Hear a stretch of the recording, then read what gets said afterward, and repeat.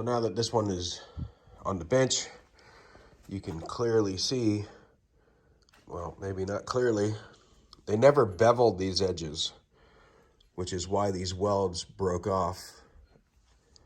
And I can't really, I guess, do some horrible welds, but you can clearly see that they didn't bevel it. They just cut it off, butted the two together and put a bead on the top of it, and that's why it broke. So now we have all this fun of grinding these down and making sure that we don't change. I mean, we can change, you know, a little bit is okay, but anyway, we're gonna grind these flush. We're gonna face them, make sure that everything's square, and then bevel the edges.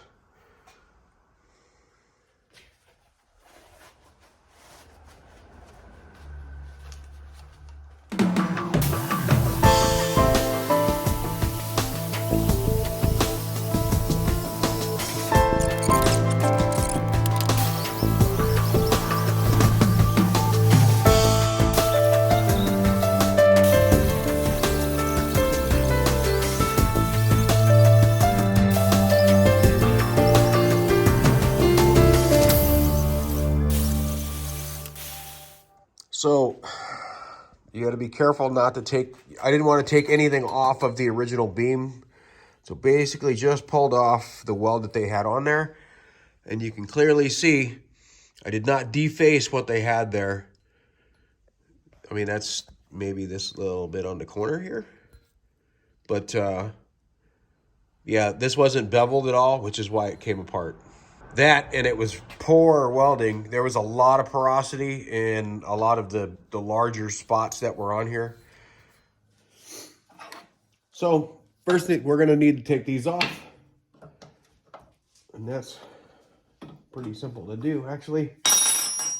Pretty easy, I should say. Oh, maybe not. Oh.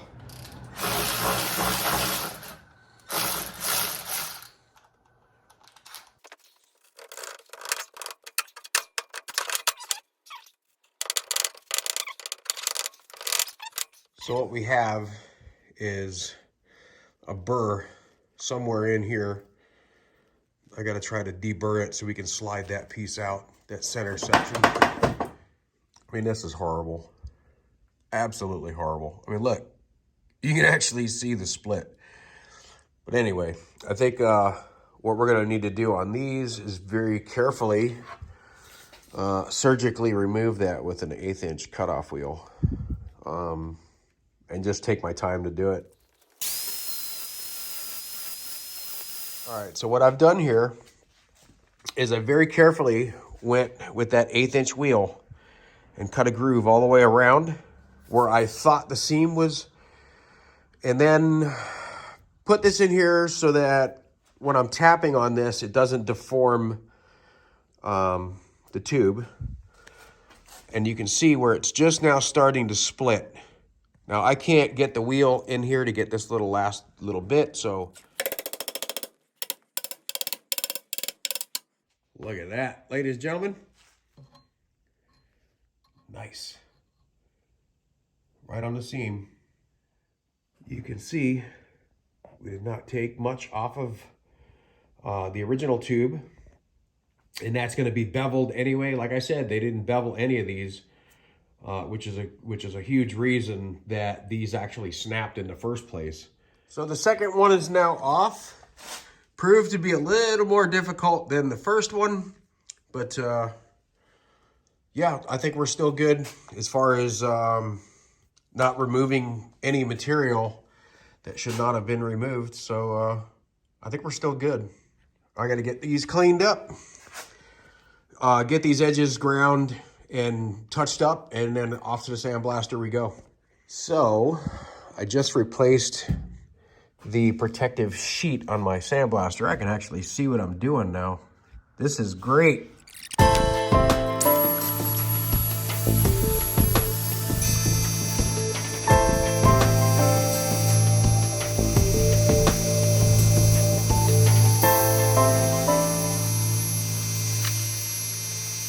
So we have both halves of the ball joint beam are now sandblasted.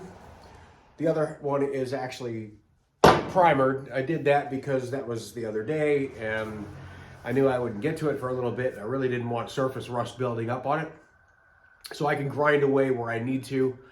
But right now, what we're gonna do is we're gonna bevel these edges. I also have the adjusters are now cleaned, good as new, really. But we're gonna bevel these edges as well. Once I have both halves beveled and these beveled, I'll be able to get them clamped up, tacked in place, and then we can start welding. And after careful consideration, because this is a Brazilian beam, I think what I'm gonna wind up doing is running a bead down here with the TIG welder. I'll run it all the way to the end, obviously leave the drain open, but I don't know, because it's a Brazilian beam, it's not looking, it doesn't look anything as good as a stock beam, but it looks the other one looks like it's just got spot welds here and there, and I'm not happy with that. So probably strong enough the way it is, I'm sure it is, but it'll make me feel better running a bead around this. Granted, it's going to take a long time, but I think I should do that before I put the two halves together because it'll be easier now than later. So we're going to go ahead and do that first. So what I meant was these tacks right here, I'm not liking these at all. I don't know. I can't bring myself to just, I can't sell this beam if I'm worried about this. I can't do it. So I have to do it. And one of the things that I need to do, I've already done it on the other side, I'll show you in a second, is to grind these so that they're even. You can actually see where I stopped here. Grind these so that they're even on the whole thing. And then basically we're just gonna run a bead down that with the TIG welder.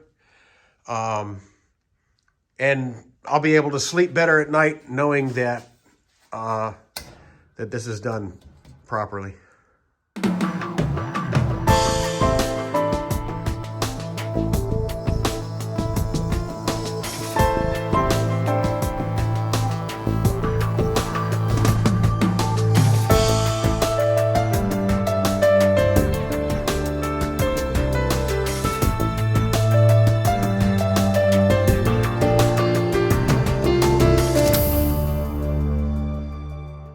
Basically what we got going on. I like that a lot better, and then add with the original spot welds, I think we're good to go. Not the greatest, but I feel it's a lot stronger than what it was. So I'm gonna run with it. I'm confident that that ain't coming apart. So we're gonna send it. Well, today is another beautiful day, and this is now have to go back into the sandblaster to sandblast this edge so I can run a bead around this whole thing. I was not happy with how the Brazilian beams are welded together, and I just feel more comfortable welding it solid. So the reason I did primer this one is because I knew it was going to take me quite a few days to get to the other side, and I didn't want this sitting out raw in the element, well, not the elements, but I didn't want the raw steel exposed to the moisture. With that being said, let's throw this into the sandblaster and we're gonna get to it.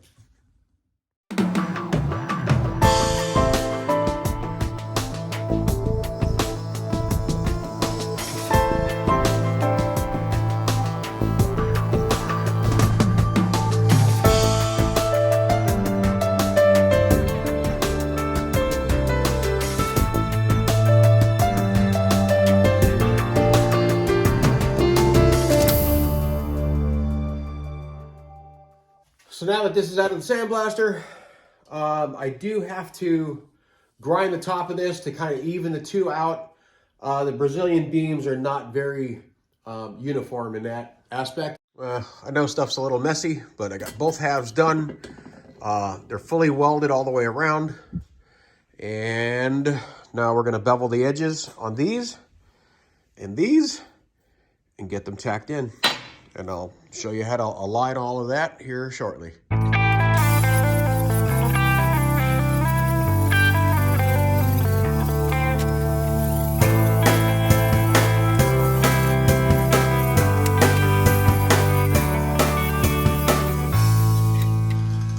That's just one. I still have 2, 4, 6, 7 more to go.